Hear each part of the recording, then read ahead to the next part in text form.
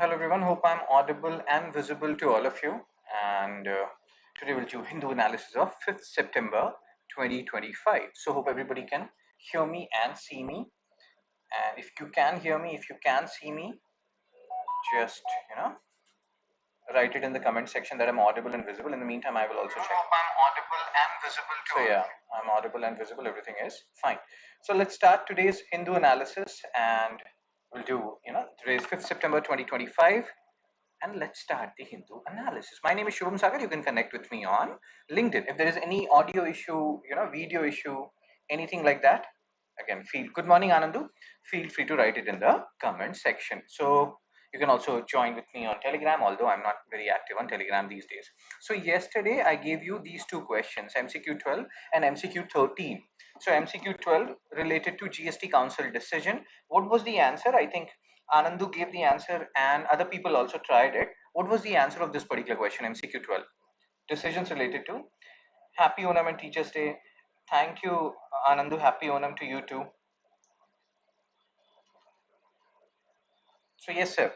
Consider the following provisions related to GST Council decision. Decisions require at least 75% of weighted votes. Center has 1/3 of total votes and the states together have 2/3 of the total votes. So if you see this particular answer, as Anandu stated, decision required yes, 75% of the total vote. GST Council Article 279A. We have talked about it, I think, thousand number of times up until now. Center has 1/3, 33%. States have 2/3, 67%, and that's why they both have to come together if a decision has to be taken. So the answer is D, 1, 2, and 3, as Anandu stated. Then MCQ 13, which of the following judgments introduced the concept of creamy layer in India? And what is the answer of this particular question? Which judgment introduced the concept of creamy layer? Balaji versus Mysore, State of Kerala versus NM Thomas, Indira Sahani case, or Janhit Abhiyan case? Concept of creamy layer in India.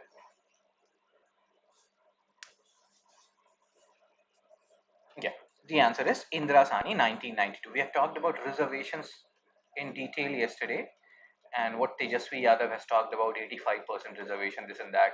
How much reservation we have currently in center, that is 59.5% reservation, including the reservation for, when you're talking about EWS, economically weaker section. So MCQ 12D, MCQ 13C.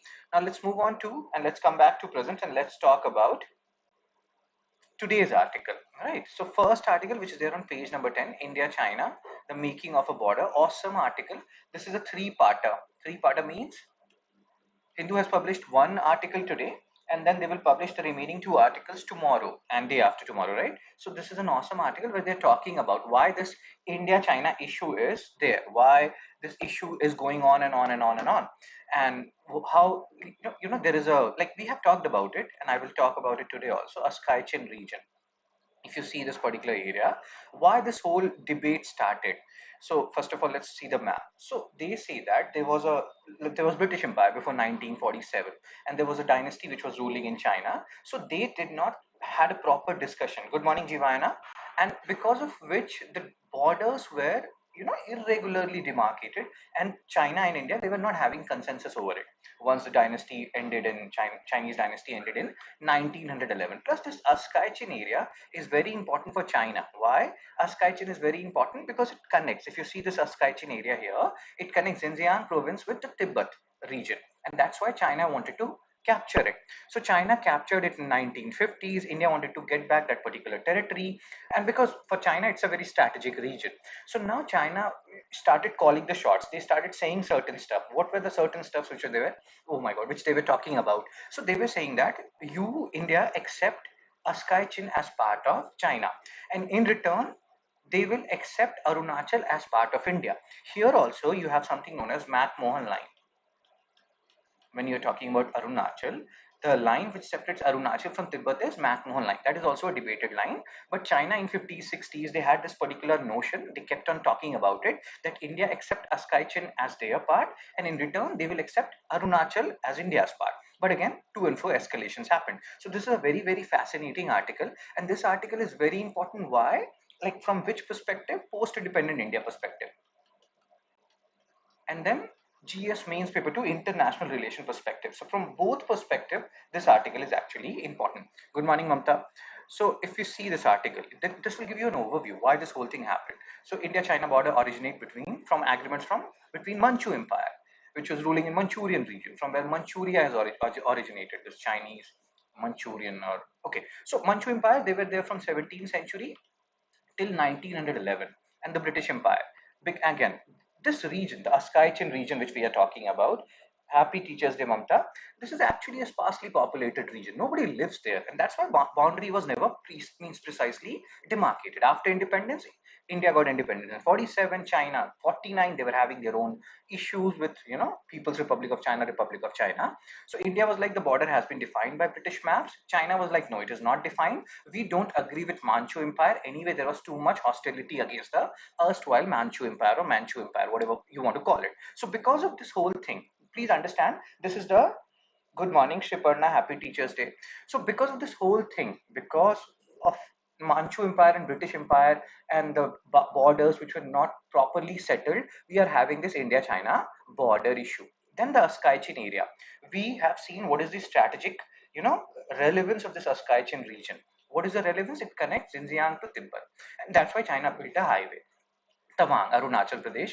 Now, India established control citing the 1914 McMahon line. Do you remember? They can ask you, McMahon line separates what with what? So it separates Arunachal Pradesh from Tibet. Happy Teachers Day, Jivayan. So again, what we are discussing here, so India cited 1914 McMahon line and Tawang was their part. Now, this is the issue here. Askaichen, China wants a control. Tawang, India wants a control. There is a map issue in both the regions, in the Ladakh region, in the Askaichen region, as well as in the Arunachal region. Then in 1959, China was like, let's again, you can have a look at this. Zhou Enlai, he suggested a swap deal. Again, this thing, you will see China will keep on saying this, that India accepts Askaichen as part of China and we will accept Arunachal as part of India. So this is a common point, common fulcrum around which this whole debate will go on. India rejected both proposals that no, we will not accept this thing that you keep Askaichen and you accept Arunachal as part of India. Arunachal is anyway a part of India based on 1914 McMahon line. So now India later attempts again.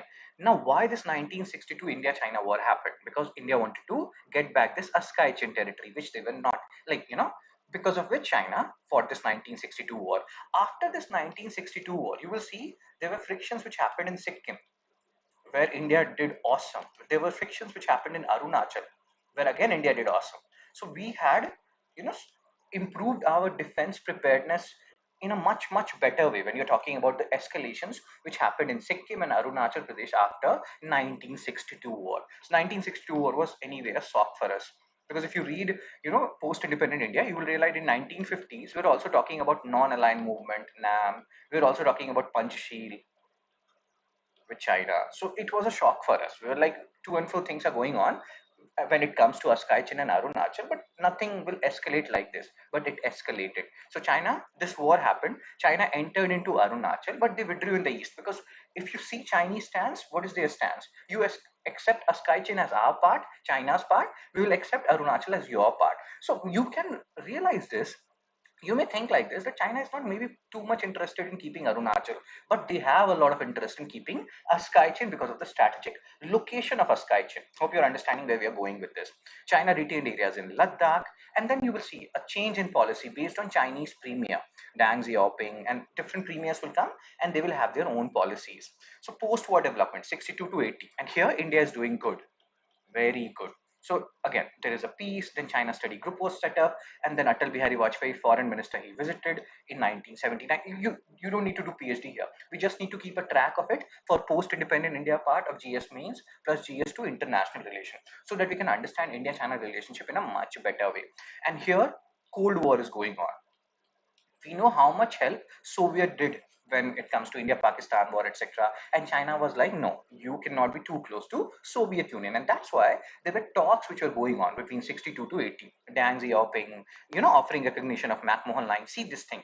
They are continuously talking about this. India accept Askaichen as part of China. We will accept McMahon line which divides Arunachal and Tibet or Arunachal as part of yours. So there is a common fulcrum here. But again, India is not budging. We are not ready to give Askaichen. Then China will propose something else. Not only Askaichen, Even areas in Ladakh like Pangong So Lake, you may have seen that particular Pangong So Lake in Three Idiots. I have been there. Awesome place. So they are like, now they are escalating when they are seeing that India is not accepting this particular proposal where China keeps Askaichen, India keeps Arunachal. They are saying that no, areas in Ladakh also belongs to us like Pangong So. So now in 80s, China is escalating the matter. 1984 again. See, they are saying that no, you give us Tawang as well. So again, an escalation has started happening in Arunachal also. Maybe if India has accepted the proposal earlier, that China keeps Askaichen, we will keep Arunachal, these things would not have happened. But we never know. This is just a speculation, right? 1967, see, what we have discussed after 1962, our defense preparedness has, bettered itself. You can see here, Nathula. Now, these passes, they are very important. In the previous Hindu analysis, we have talked about Lipu Lake Pass. Where is Lipu Lake Pass? And UPSC ask a lot of questions on pass, and people, they feel, many people are like, oh my god, how we will remember these passes? They are so tricky to remember. When they come in news, you have to keep a tab on them. Lipu Lake Pass, I think 5-10 days back we have talked about it. Which place is Lipu Lake Pass located rather? Nathula, Sikkim. And here clashes happened. Sikkim joined India. We have talked about Sikkim issue also. When we have talked about state reorganization, Jammu and Kashmir statehood, in the previous Hindu analysis, we have taken the example of Sikkim. How it was a protectorate from 1947 to 75. And what is the basic concept of a protectorate? How it joined via 36th Constitutional Amendment Act. Sikkim became a part of India. And in 1975, again, China did not like it because they feel like this Nathula, which is there in Sikkim, very good, Jiva and Uttarakhand. So, which they believe that Nathula, which is there in Sikkim, it is a part of Silk Route. So now there is another issue which is brewing. That is the issue of Nathula. That is the issue of Sikkim. So we have done good here. After 60s, from 60s to 80s, we are doing good. 1986, India deployed forces when China, see here. So what things we have just discussed? Our diplomacy in Sikkim was awesome. Sikkim could have become part of China if we were not proactive enough in 1960s and 70s. Then our foreign policy 1980s, you can see here, they wanted to occupy one particular portion of Arunachal, Wangdu, which is in Napkachu area. This is Arunachal, because China is escalating things, because India is not accepting the status quo. Chinese occupying a sky chain and India having Arunachal. So what they are doing, they're trying to occupy Arunachal, but India was ready for it and we pushed them back. And again, these two are like generally when we talk about Uttarakhand, Lipu Lake Pass, very good Jivan. Whenever we talk about these issues, we talk about 1962 India-China War, Sino-India War, and then we don't talk about these good things which we did in 1967 or 1986, Operation Falcon, Wangdong, Arunachal region, 1967, our diplomacy when it comes to making Sikkim 22nd state of India via 36th Constitutional Amendment Act. So these are our diplomatic victories which you have to keep in mind. Cool, then again late 1980s. So it's a to and fro relationship, which you can see here. There is a crest and trough here. So sometimes things like in 60s, 70s, late 70s, China is escalating matter. Then again, they will realize that okay, we have to cool down the matter, and they are like, let's forget the unpleasant past. This Deng Xiaoping, who is Chinese premier, his policy was anyway hide your strength and bid your time. Do remember this: hide your strength and bid your time. On the other hand, the current bid your time video time. And again, the current premier which we have, that is 11 Jinping, Xi Jinping rather, his policy is aggressive aggrandizement. So because his policy is hide your strength and video time, is not that aggressive like current premier or Xi Jinping, who has aggressive aggrandizement as his policy. Maybe this thing happened that we started having these mutual understanding, joint working group, and things moved, for the betterment for both of these countries. And peace prevailed for a certain time period. That's what I'm trying to go, and that's what I'm trying to tell you. So this is the first part of this 3-part India China articles which Hindu is publishing, and hope you understood why this whole thing started. Manchu Empire, map issues, then China wanting Aksai Chin because of the strategic significance which Aksai Chin has for China, and then this whole to and fro thing. You keep west, we will keep east, and all those stuff, or you keep east, we will keep the west part. So all these debates and discussions are going on. Remember the Sikkim issue, remember the Arunachal issue which happened, and we will solve some question. You will remember the other facts. So again, border summary, they're talking about failed proposal, ties remain frozen, 1988 Rajiv Gandhi visit opened a new phase. You don't have to do PhD, you just have to understand some basic intricacies which are involved in this article. Let's solve some questions so that we can remember things in a much better manner. Good morning, Ranjit.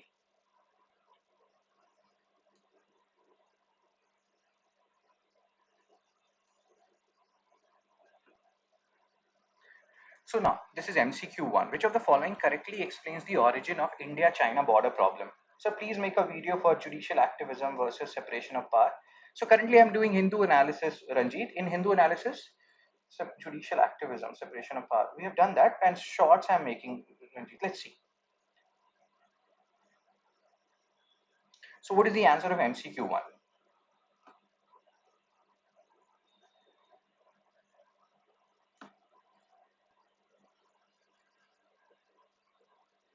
Anandu has given the answer.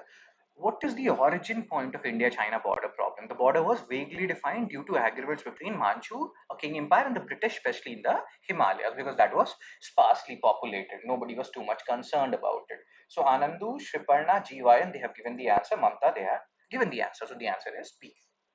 Very good. MCQ 10, MCQ 2 rather. A sky chain often in the news is located between two option elimination. That will help you.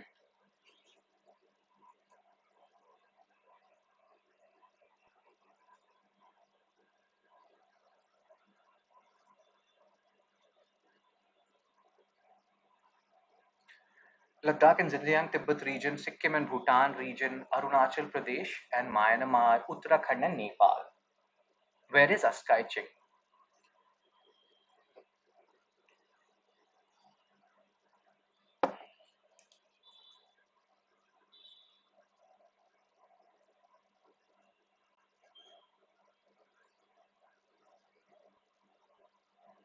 So Shriparna, Jiva and Mamta, they have given the answer.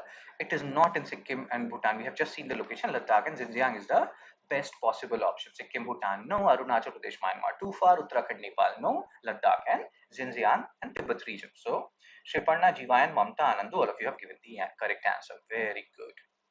Let's move on to the next article of the day, page number 1. Center in Manipur government ink peace pact with Kuki Jo group. So this Manipur conflict has been going on from last 2 years. And we people have an idea about this whole, Manipur conflict. If we don't, so there are three groups which are there in Manipur. Meeti group, the dominant group, around 53% of the population.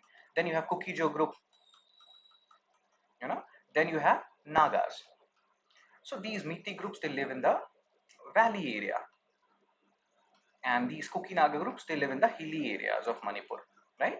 These Kuki Naga groups, they earlier had, means they had ST status, and they live in the hill areas. Their land in Meeti cannot occupy land in the hill areas. They cannot buy land in the hill areas. Kuki and Naga, they can buy land in the hill areas. They can buy land in the plain area, valley areas as well.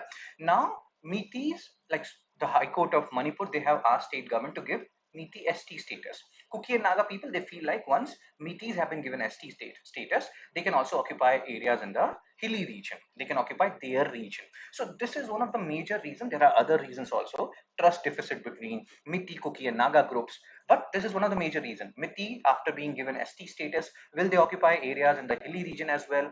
And that has led to this issue. And this is a Kuki-Jo group. There are different insurgent groups. Before this whole conflict started in 2023, these Kuki-Ju groups, they had this thing that give us an autonomous region within Manipur. Now, after this conflict has escalated, they want a separate region. They want a union territory or any separate region. They want their own, let's say, even if you give them a union territory with legislature, like you have it in Jammu and Kashmir. So all these things have happened. You have to understand, our Honorable PM Modi sir is going to Manipur. Should he have gone sooner? We are not commenting on that. And because of that, a suspension of operation has been signed between these Kuki-Ju insurgent group, central and state government, so that nothing, no violent things happen when Modi sir is there. Again, I hope you understood the basic intricacies involved in this article. We'll talk about some more things. So see here, Union Home Ministry and Manipur government signed this SOO. What is this SOO? Suspension of Operation Pact with Kuki-Jo insurgent group. As we have discussed, three major groups, Miti, Kuki and Nagas. And I have told you how they live, where they live. And here, again, there should be some amount of peace right now. It is very much needed because PM sir is going, and his first visit since the ethnic violence began 2 years back. and many people were like, he should have come earlier. There are other allegations also which has led to trust deficit between Kuki-Jo and Meeti community predominantly right now, if we leave aside Naga people. And that is that the current government is siding more with the Meeti community according to Kuki-Jo people. So this is one issue which, Kuki-Jo people are having. Security measures, again, you can have a look at this. So all these SSO operation or SOO operation is going on. Why? Because peace is needed, PM sir is coming. So now, earlier SSO group or these Kuki-Jo groups, they wanted what? They wanted autonomous territorial council within Manipur only. But after these escalations happened, violence happened, they're like, no, we don't want to, we want our separate administration, we want UT with a legislature like Jammu and Kashmir. Give us that, because we cannot live, we coexist with Meeti in the same state. We want our own administration.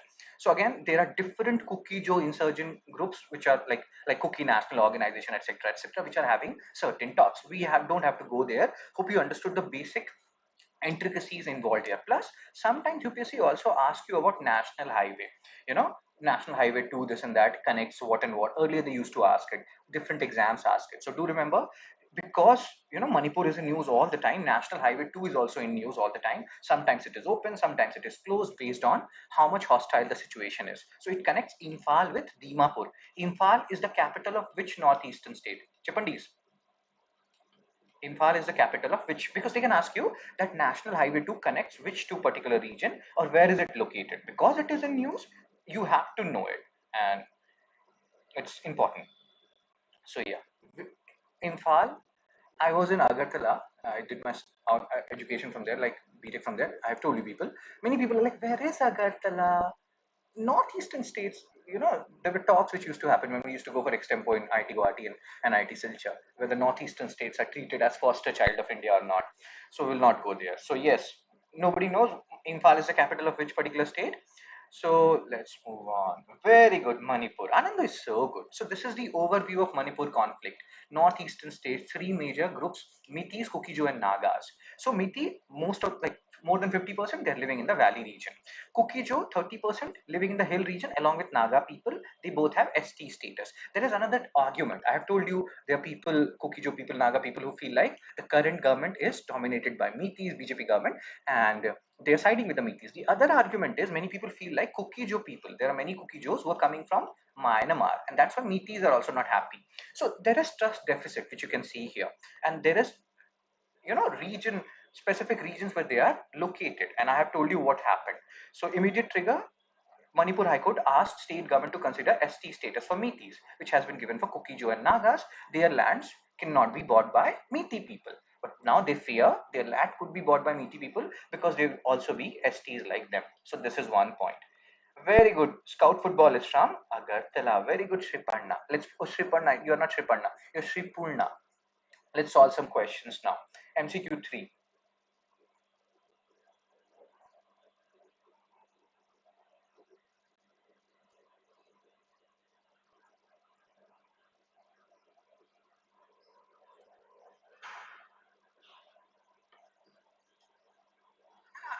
Many people feel like Kuki-Jo people. Okay, so my voice is fine. So McMahon line, often referred to in India-China relation, forms the boundary between which two regions? Ladakh, Xinjiang. Choose the best possible option. Best possible option.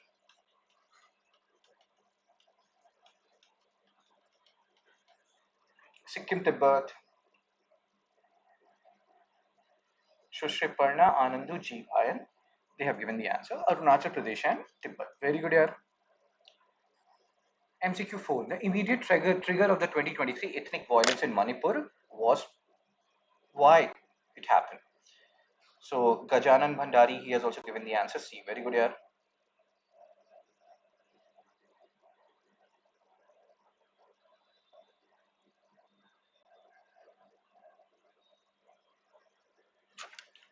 Immediate trigger of 2023 ethnic violence, demand for a separate state by Naga groups, High Court order directing the state government to consider ST status for Metis, protest against relocation of Kuki insurgent camps, dispute over poppy cultivation in hilly area. Shushiparna has given the answer. High Court order directing the state government to consider ST status for Metis. This is the immediate. This was the immediate trigger, as stated by Shriparna, Anandu, Jivayan, and Scout Football, who is from Agartala. So our NIT Agartala was in Jirania Scout Football. Hope you know Jirania. It's 16, 17 kilometers away from Agartala. Awesome times. Now, what is this suspension of operation, SOO agreement, which is in Manipur? What does it refer to?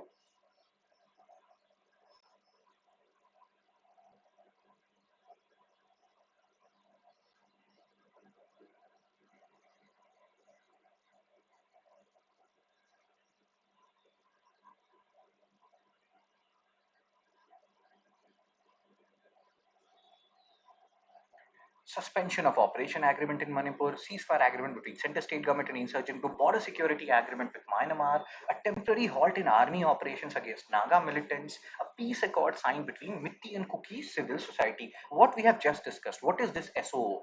Why this agreement has been signed? So Anandu has given an answer. Jivayan has followed it. Shiparna has followed it. Was it D? What we have just discussed. PM sir is coming. We want peace right now. We want peace always in Manipur. But right now it's much more needed. And that's why this is a ceasefire arrangement. That no violence will happen. And who are involved here? Center state government and insurgent group. Kukijo insurgent group. If you go back and if you rewind this lecture, you will realize what I am saying here. And I'm telling you people, don't follow the answer. If one person is asking something or answering something, don't just follow it. Think yourself as well. So what is happening here? If again we go back, so Union Home Ministry and Manipur government signed a suspension of operation pact with Kuki insurgent or Kukijo insurgent group. So Home Ministry, central government, state government, they are all involved with this Kukijo group and they want peace for the time being, and that's why this SOO operation has been signed. Jirania NIT, I'm from Mombasa. Very good scout football. What is your name, scout football? Good morning, Matubala. So again, why all of you gave the wrong answer? One person gives, I can understand. All of you followed it like D D D D D. So the answer is A ceasefire arrangement between center state government and insurgent group, in this scenario, Kukijo insurgent group. Okay. So again, if you like this video, share it, subscribe it, spread it far and wide. I'm dependent on you people, and you can buy these Hindu analysis PDF at 199 per month or night per day. So yeah, and you can also be a part of my mentorship program.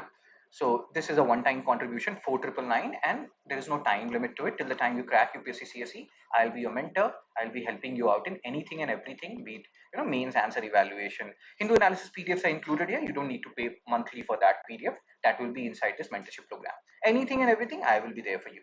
And cool. You can also donate and support. Let's move on to the third article of the day, which is there on, which is an editorial, which is about UAPA, Unlawful Activities Prevention Act. This editorial is about UAPA, Unlawful Activities Prevention Act. This is about Umar Khalid, how bail has been denied to him. See, you can have Deepu Debarma preparing for RRB PO exam. Okay, Deepu, peace is important in SCO. Exactly, Jivan. So let's focus here. Umar Khalid, you can have your opinion on Umar Khalid. We are concerned with UAP, Unlawful Activities Prevention Act. When was it passed? 1967. So who can be designated as terrorist? Earlier organization. Now even individuals can be designated as terrorist. Then there are other terms which are important here. What is anticipatory bail? What is the basic meaning of anticipatory bail? So there are terms which we have to understand, and it is important from internal security perspective, and that's why we have to read this particular article. Process as punishment. So what is this editorial talking about? Delhi High Court has denied bail to Umar Khalid in 2020 Delhi riots case. There is one Delhi minister right now who was also involved in Delhi riots, who incited passion according to some people. I don't have any opinion on this because I love my life and I want to live. But he is free at large, and Umar Khalid is in jail. So again, we are not going into the intricacies. He has been in custody for 5 years. See, he has not been convicted. The trial is still going on. Without conviction, he is in custody for 5 years because he has been charged under UAPA, under which it's very difficult to get a bail. And there was a judgment which was given by Supreme Court in 2019, Watali judgment. So Supreme Court themselves made things difficult for them. In this Watali judgment, they ruled that bail under UAPA is very difficult because here they are not examining evidence at the bail stage. If there is any even prima facie, see these words, if on the first evidence, if it feels like yes, the accusation is true, the bail will be denied to you. It's very, very difficult to get a bail under UAPA because of the Vatali judgment which Supreme Court gave in 2019, where they say that they are not examining evidence, and if on the first instance it looks like accusation is true, then bail will not be given. So even though Umar Khalid has not been convicted, he has not been given bail from now, means last 5 years. Okay, now we will talk about UAPA, their provision, and again, what are the things which are important. So this whole process has become a punishment. Ideally, what should happen? Until or unless I'm not guilty, why are you keeping me behind bars?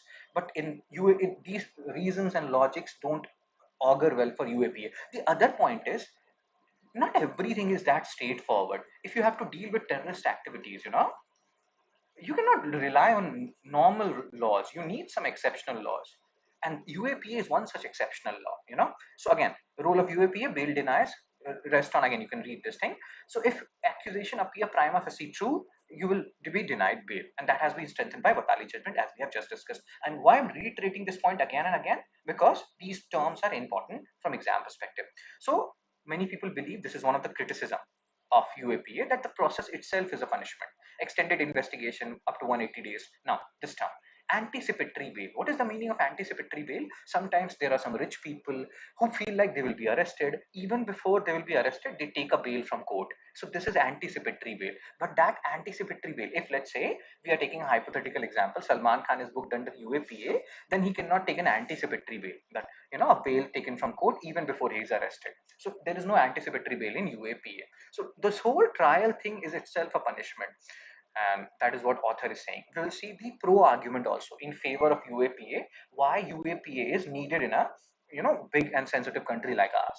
So again, and they're also saying that there is too much contrast. Supreme Court is saying something in Vatali judgment and the current thing. They are saying that bail will not be given under UAPA. It's very difficult. High Court is saying something else. 2021, High Court granted bail to 3 activists in the same case. So there should be some uniformity, bro. Supreme Court is saying no, prima facie, if things accusation looks true, will not give you bail. Strengthen that particular thing by Vatali judgment. High Court is saying, Delhi High Court is saying something else.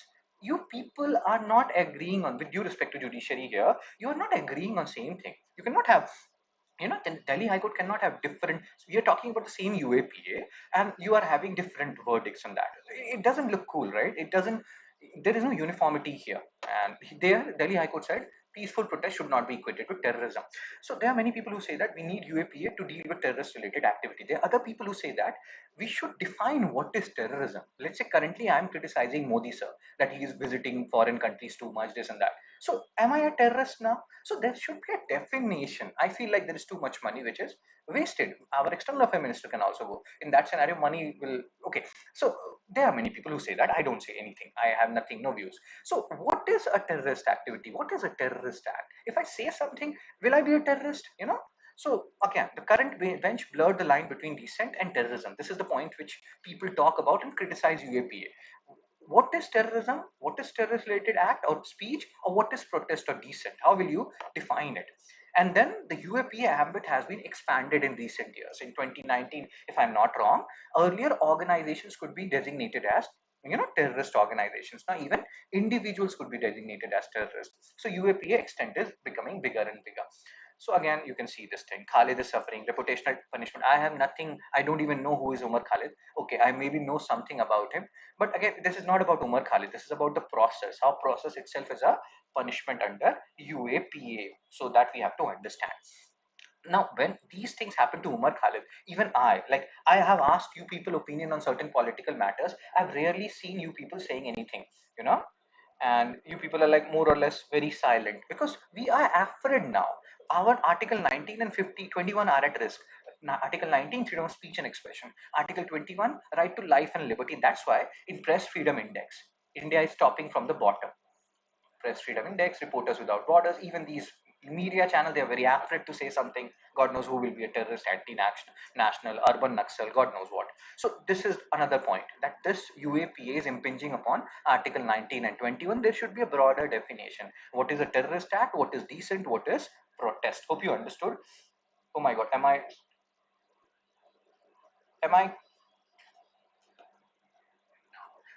Article 19 and 50, 21 are at risk. Now, another point.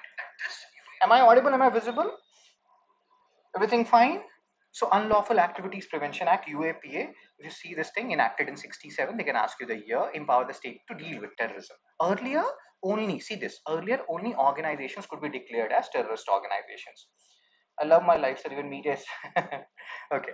So now after 2019 amendment, even individuals could be designated as terrorists. So UAPA ambit is increasing. What is the provision? They define what is unlawful activity. And then they also, again, there were some amendments and they also included terrorist activities and unlawful activity. So yeah, cool. So now bail restrictions, as we have discussed, bail cannot be granted if accusations are prima facie true. On the first instance, it looks true. Bail is very difficult to get when you are charged under UAPA. Property seizure can happen, all these things can happen. You can have a look at this. We have discussed all these points. Look now, from mains perspective, these points are important. If they ask you questions on mains, they have already asked it earlier. So mains perspective, this is important. What is the criticism? What are the good things? Criticism, low conviction rate. Less than 3%. 100 people you are booking under UAPA, less than 3 people are actually guilty of the thing you have booked under. So this is so wrong. What about the 97 people? They are, you know, like they will suffer repercussions throughout their life. This process is itself a punishment, as we have discussed. Vagueness, what is unlawful, what is terrorist, what is dissent, what is protest, we don't know. So again, undermines 19 and 21. Defense of the law, why it is needed. As a UPSC aspirant, you should know the pro and con. So what is the defense? We need to counter terrorism, and for countering terrorism we need special law. UAPA is such special law, and it is needed to investigate. You can see here it is recognized internationally also in different forums. People talk about it. We need special anti-terror law, and UAPA 1967 is one such special law. You cannot deal with terror related activities with simple laws. You need specific law, and UAPA is one such specific law which we have to keep in mind. So way forward, there should be a time bound trial, not a 5-year trial which is going on for Umar Khalid. What is a terrorist activity? How is it different from protest and dissent or unlawful activity? That has to be defined. Not everyone is a terrorist who is criticizing government. Stronger judicial oversight and balanced national security with constitutional freedoms, as we have discussed, Article 19 and 21. It's very difficult to rule if you see this, you know, doomed if you do, doomed if you don't. Okay, let's focus. MCQ 6.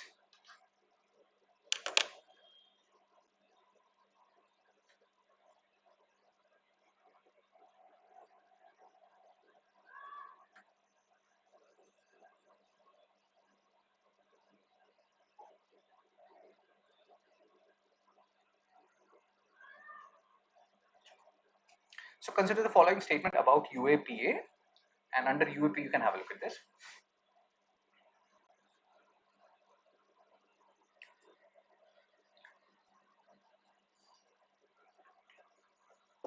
Madhubala has given the answer.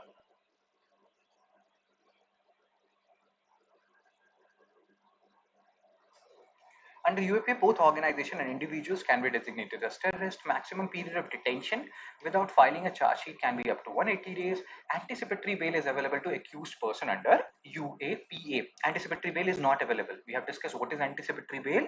The bail which has been given to you even before you are arrested, given by court. So anticipatory bail is not available. So third is wrong. If you eliminate third, you're getting the answer, that is A1 and 2 only, as stated first by Madhubala, then Scout Football, then Shiparna, then GY, and then Anandu. Very good. Oh my god. MCQ 7. What is anticipatory bail? What do you understand by this particular term, anticipatory bail?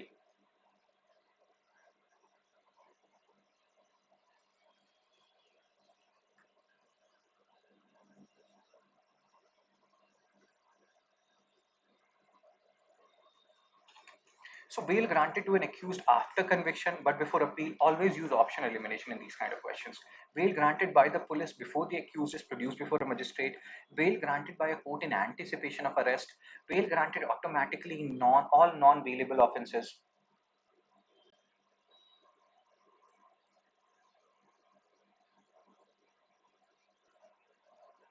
Shiparna, GY, and Madhubala, they have given the answer. Now, people can get confused between B and C. If you look at it, you may feel like, okay, bail granted before the accused is produced before magistrate, bail granted by court in anticipation of arrest. Why is B is wrong? Bail is never granted by police, bro. Bail is granted by court, right? So bail granted by court in anticipation of arrest. C is the answer. It can happen. It has happened to many people I have given earlier. You may get confused in B and C, but B is wrong because it is not granted by police. Hope you understood, Madhubala. Why Madhubala? I'm saying Shiparna. Why B is wrong? The answer is C. This is a tricky question, a good question. We should know the meaning of these words. Anticipatory bail, granted by court in anticipation of arrest. So yeah. Next article, page number 12. So this article is talking about India's birth rate down, first dip in TFR in 2 years. So population, GS mains paper 1, population. So here there are terms which you have to pay attention to. There are some terms which we already know, right? Total fertility rate, how much child a normal woman is producing during her life, like birth, or during her period, like when she. Hope you understood how much kids a woman is producing. That is total fertility rate. Then there is something known as replacement level fertility, which is 2.1. So if country's total fertility rate is 2.1, the population will neither increase nor decrease. If country's total fertility rate is greater than 2.1, the population will increase. If country's total fertility rate is less than RLF, the population will decrease. So, and then there are some other terms which are important here. Her lifetime, exactly, Ramesh, exactly, Madhubala.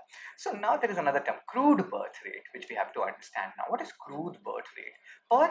Per thousand population, how many kids are taking birth per thousand population? That is crude birth rate. And here again there are some data which states are doing good. Then there is an acronym which we keep on talking about, Bimaru. Bihar, Madhya Pradesh, Rajasthan, Uttar Pradesh, their fertility rate is somewhat higher, and we have to look into that. So let's have a look at this particular article and then we'll solve some questions. So crude birth rate, we have just discussed. This is a term which is important. Per thousand population, how many kids are taking birth? This has nothing to do with per thousand women population. This is about per thousand population. So per thousand population, 19.1 was earlier.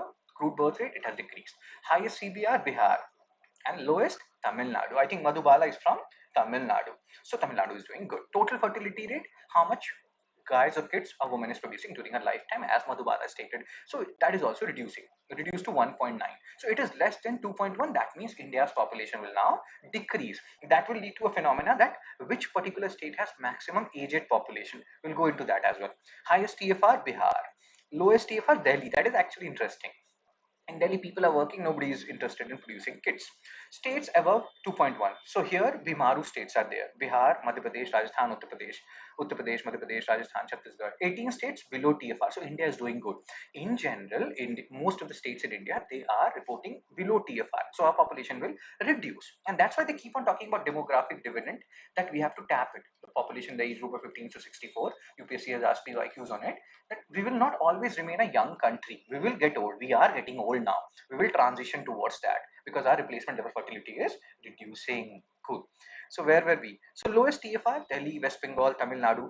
There are many people who also believe. I was in Tripura, and the states which earlier had communist government, West Bengal, Tripura, they follow one child policy, more or less. Again, it's not a universal rule. I'm just telling you based on where I have lived and what I have observed. Because they are so much influenced by communist policy, China. In China, you have one child policy. So Tripura, West Bengal, you will see these states more or less have one child policy. Now people are in the age of dink. So, and people are like, "Okay, let's produce only one kid because we can only give them like only give one kid a better education, this and that. What is DINK? Anybody has any idea? What is DINK? So yeah, Delhi, West Bengal, Tamil Nadu, Maharashtra. So there is some amount of correlation also in how many kids state is producing and what ideologies has impacted them in the past. So replacement level fertility we have discussed. Elderly population, as we have discussed, India's TFR is less than 2.1 now. Our population will decline now and elderly population will increase now, and that has started happening. Highest percentage, Kerala is going the Japan path. 15% population are in the aged group right now, and lowest proportion Assam, Delhi, and Jharkhand. So they are the young states. Kerala is slowly transitioning to a elder state. Let's solve MCQ 8 based on the previous article.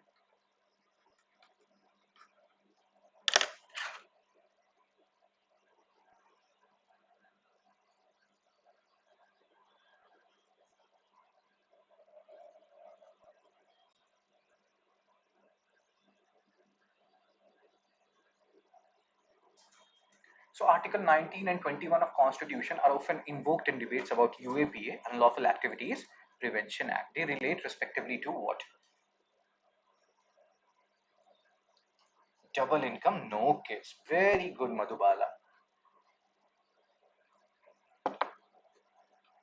So Article 19 and 21 are related to what? Anandu has given the answer, Scout Football has given the answer, Jivan has given the answer. So Article 19, freedom of speech and expression. Article 21, right to life and personal liberty. It is not equality, right to life and personal liberty. So B is the answer as stated by Anandu, Scout, Shiparna and Mamta. Very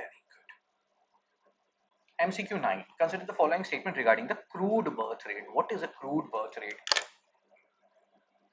Do option elimination here. This is a tough question. Even if you're getting this question wrong, don't worry about it.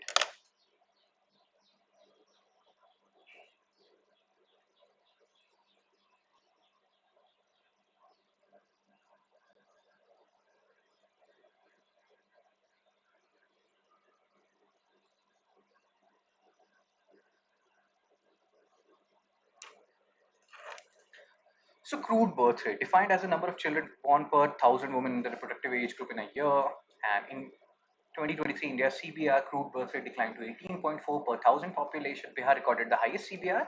Tamil Nadu recorded the lowest. Scout football has given the answer. 3. Shiparna, Jiva and Anand. Okay. So we know first is wrong. It is not number of children born per 1,000 women. Per 1,000 population, bro. This is not per 1,000 women. Per 1,000 women, if I'm not wrong, that is natural birth rate. That is not crude birth rate. Crude birth rate is children born per 1,000 population. So first is wrong. Oh my god, just give me a second. So first is wrong. If first is wrong, so you will eliminate option A. Again, the question is still tough. You are still left with, just give me a second. Still left with B, C and D. India's CBR. Let's say we are confused about this data. So Bihar recorded highest CBR, Tamil Nadu recorded the lowest. So yes, Bihar recorded highest CBR, Tamil Nadu recorded lowest. So third is correct. Now you're left with C and D. And second statement is also correct if I'm not wrong. And if you have to check it, because this is a numerical figure, you have to go back and see this. So you have to remember sometime these numbers, and that's why it can get tricky. See here, India's CBR declined to 18.4. So both the statements are correct. And the answer is D, 2 and 3 only. So again, a factual question, and that's why I told you this question is tough. Even if you're getting this question wrong, don't worry too much about it. So Jiva and Shiparna, Anandu, Gajanan, Mamta, Madhuvala, all of you tried it. Very good. Next article, page number 12. Singapore backs India on patrolling Malacca Strait. Malacca Strait, multiple PYQs. UPSC has already asked multiple PYQs. Not one, not two. We'll solve two PYQs today.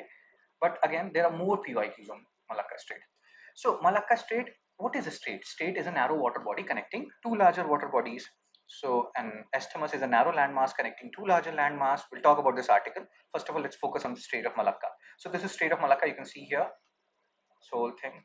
Give me a second. Oh my god. So this is Strait of Malacca. You can see Singapore here. So when you're crossing Strait of Malacca, you're crossing Singapore as well. Strait of Malacca, Strait, narrow water body connecting two larger water bodies. So what are those narrow water bodies? Andaman Sea and South China Sea. Strait of Malacca connects Andaman Sea and South China Sea. Andaman Sea is part of Bay of Bengal. So they can even give you this, that Strait of Malacca connects Bay of Bengal with South China Sea.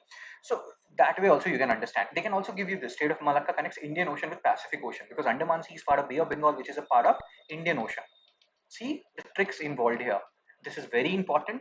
Multiple thousands question have been asked in different exams related to Strait of Malacca, because this is one of the busiest, transshipment route in the world.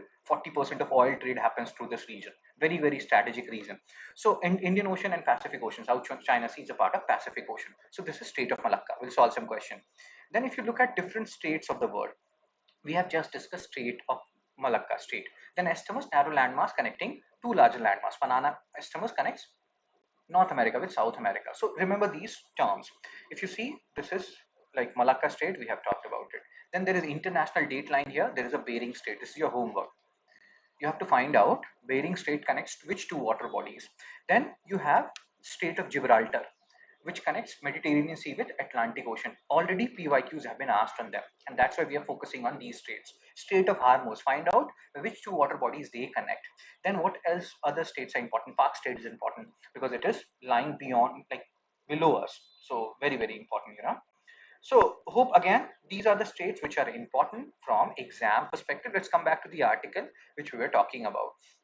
So strait and isthmus we have just discussed. What are Gulf and Bay? Just give me a second, bro. Gulf and Bay. Strait, isthmus, Gulf and Bay, all these terms you have to read at the same time. So Gulf and Bay, they are all narrow water body, mainly surrounded by land from three sides. But in general, your Gulf is greater than Bay.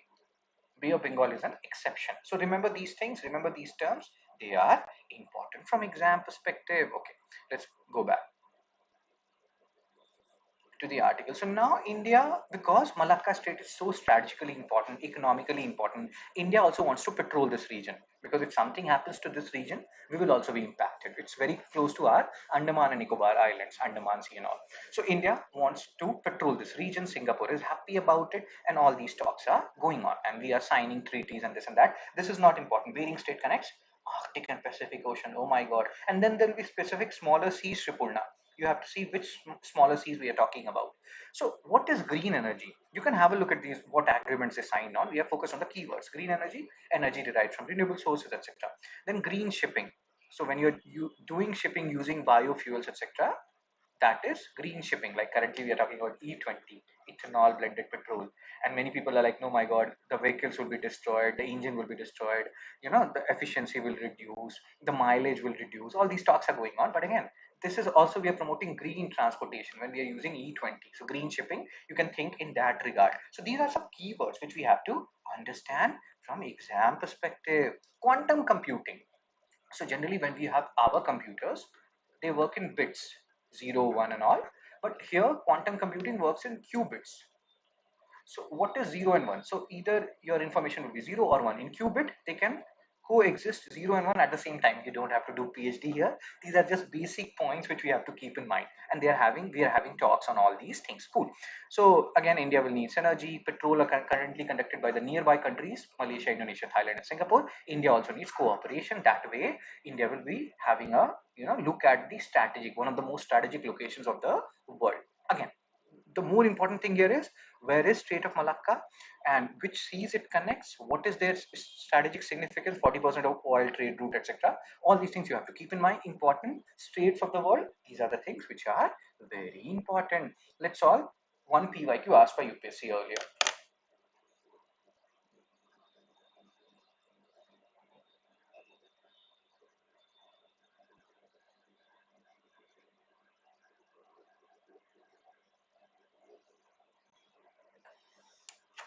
So which one of the following can one come across if one travels through Strait of Malacca?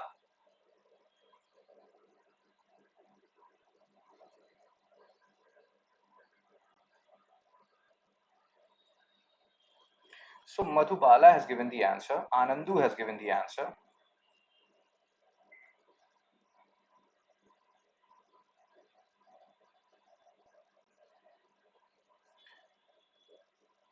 Madhubala, Anandu, Scout Football, Shripurna, Mamta. The answer is Singapore, as we have just seen. So if you are traveling through Strait of Malacca, you can witness Singapore. Now your homework is locate these three places: Bali, Brunei, and Java, and how far they are away from Strait of Malacca. This you have to do. This is your homework. Then PYQ 11. UPSC 2008. Which one of the following state is nearest to international dateline?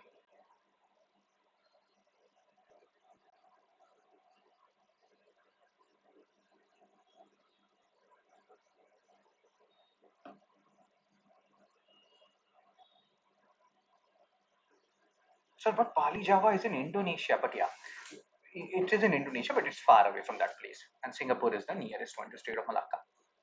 You always have to choose the best option, Madhubala. So, which one of the following state is nearest to international dateline? So who stated it? Anandu, Shriparna, Mamta.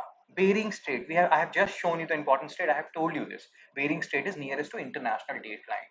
Now you have to read about international dateline. What it is, we'll have a discussion on that later on. You see here also Malacca Strait. Also, the other homework is it connects which two seas. Then you have to do research on them. UPSC, what happens? They have asked questions on Malacca. They have asked questions on Bering. So they will ask you now Strait of Florida and Strait of Gibraltar. So you have to find, and this is your homework, Strait of Florida connects which two seas and water bodies, Strait of Gibraltar connects which two water bodies. That's your homework. MCQ 12. Strait of Malacca connects which of the following water bodies?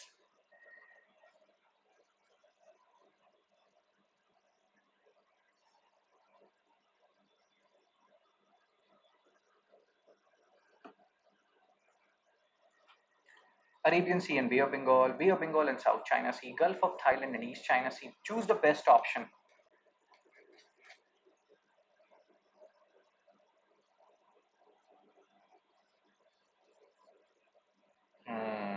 Very good, Anandu. So Madhubala, Shriparna, they have given the answer. South China Sea we know, right? And Andaman Sea is a part of Bay of Bengal. I have already told you. So yes, Bay of Bengal and South China Sea as stated by Madhubala, Shriparna, and Anandu. Anandu is awesome, and you all of you are awesome. MCQ 13. Nathula Pass. So we have today 14 questions, 13 and 14. Let's have a look at this. MCQ 13. Nathula Pass, a border trade point between India and China, connects what?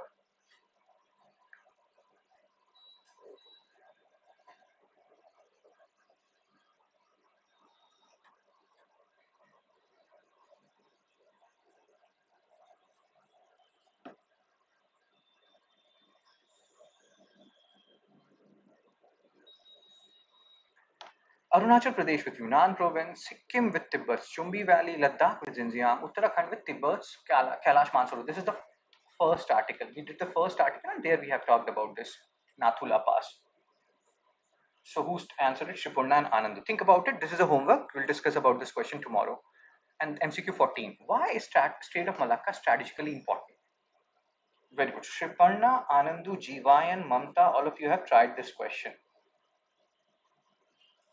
MCQ 14.